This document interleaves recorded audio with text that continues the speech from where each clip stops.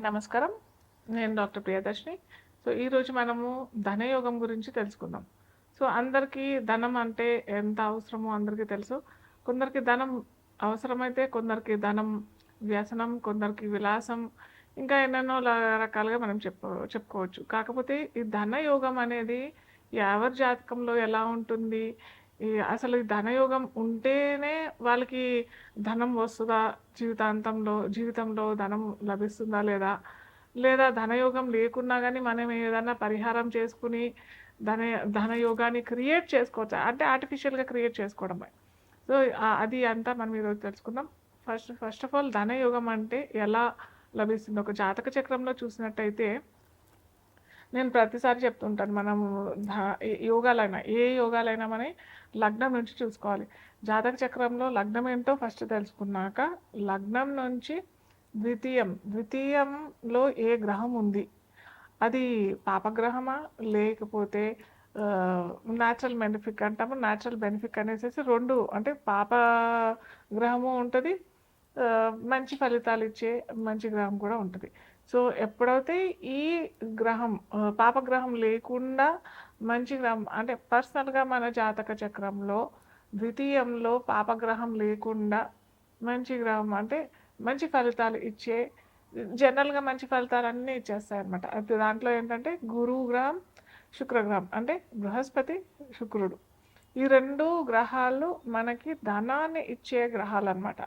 So, ఈ గ్రహాలు కనుక ద్వితీయాధిపతితో లేదా ద్వితీయంలో ఒక్కోసారి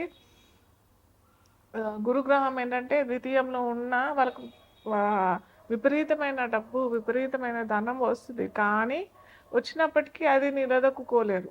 ఏదో విధంగా ఖర్చయిపోవడము, వాళ్ళు అనుభవించారనమాట. అంటే సపోజ్ ఫర్ ఎగ్జాంపుల్ ఒకడు బాగా రిచ్, బాగా ధనవంతుడు. అతను బాగా సంపాదిస్తాడు. లైఫ్ లాంగ్ అతను కూడబెట్టి అలాగే కూడబెడుతూనే ఉంటాడు.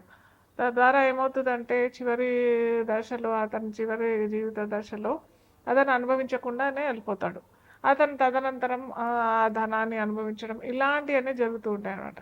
సో, అలాంటి రకం ద్వితీయంలో గురువు ఒకవేళ ఉన్నట్టయితే, మళ్ళీ ద్వితీయంలో గురువు ఉన్నా కానీ ఎన్ని డిగ్రీస్‌లో ఉన్నాడు, ఏ నక్షత్రంలో ఉన్నాడు, ఇవన్నీ కూడా మనం క్షుణ్ణంగా మనం తెలుసుకున్నట్టయితే, ఈ ధనయోగాలు మనకి ఎలాంటి ఫలితాలు ఇస్తాయి, ఎలా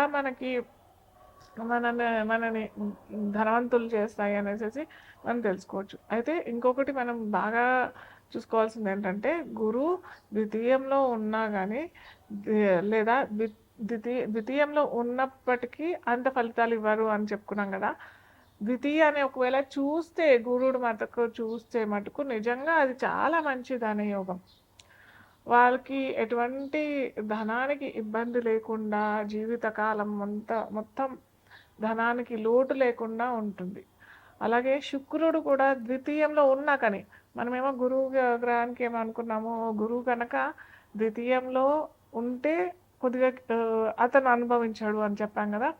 కానీ శుక్రుడు అలా కాదు. ద్వితీయంలో ఉన్నా అతను ధనాన్ని ఇస్తాడు.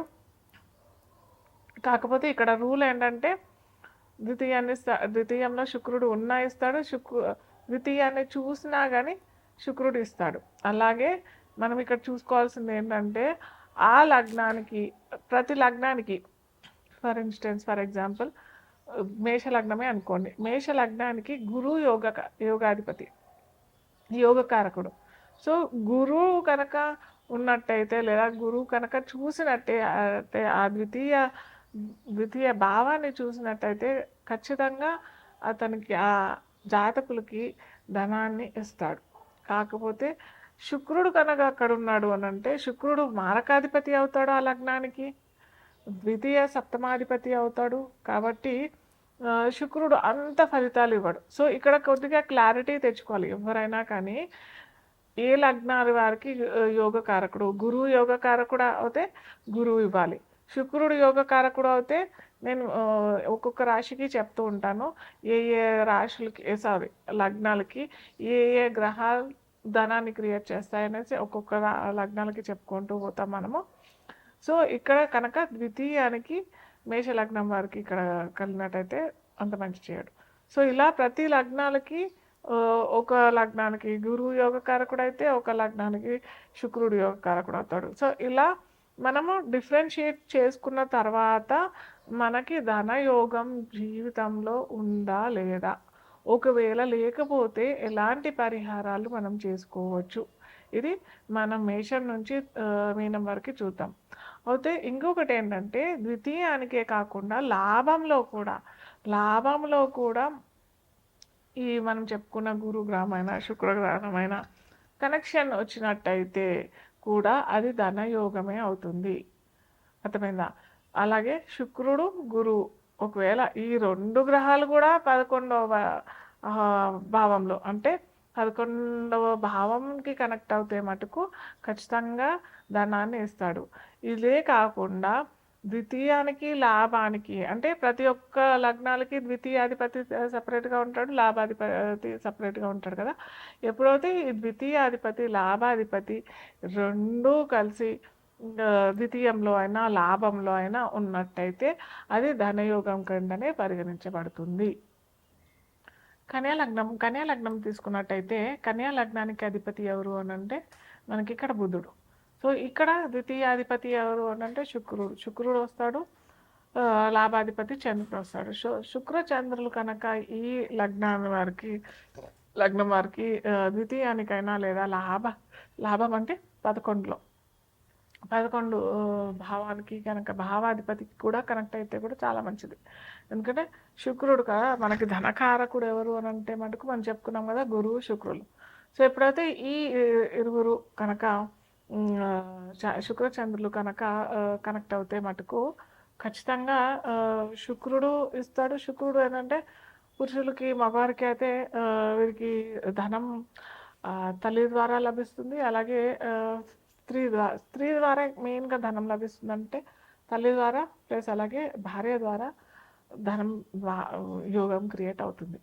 అదే స్త్రీలకి స్త్రీల జాతకంలో చూసినట్టయితే వారికి వారే క్రియేట్ చేసుకోవడము, అలాగే వారి అమ్మ వాళ్ళ కూడా ధనం క్రియేట్ అవుతుంది. ప్లస్ అలాగే వీరికి ఏంటంటే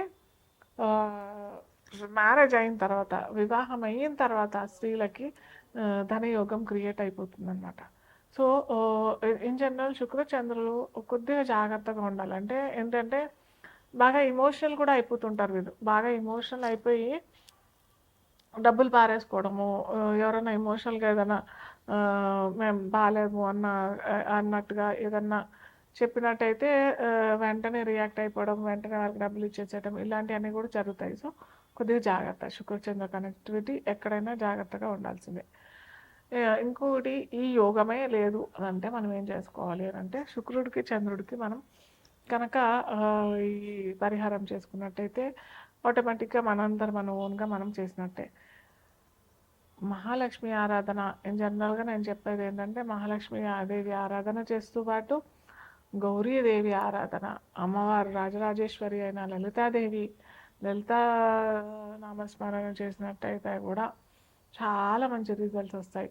అలాగే తెల్ల కలువలు లేదా మంచి గులాబీ పూలు లేదా మంచి ఇవి అంటాం కదా లిల్లీ ఫ్లవర్స్, బాగా అమ్మవారికి ఏంటంటే న్యాచురల్ పర్ఫ్యూమ్స్, అత్తరు పన్నీరు ఇవన్నీ అంటాం కదా, జాజి మల్లె ఇలాంటి పూలతో కనుక మహాలక్ష్మీదేవి ఆరాధన అలాగే అమ్మవారి ఆరాధన స్పెసిఫిక్గా శుక్రవారము మంగళవారాలు చేసినట్టయితే ఖచ్చితంగా మంచి రిజల్ట్స్ ఇస్తాడు.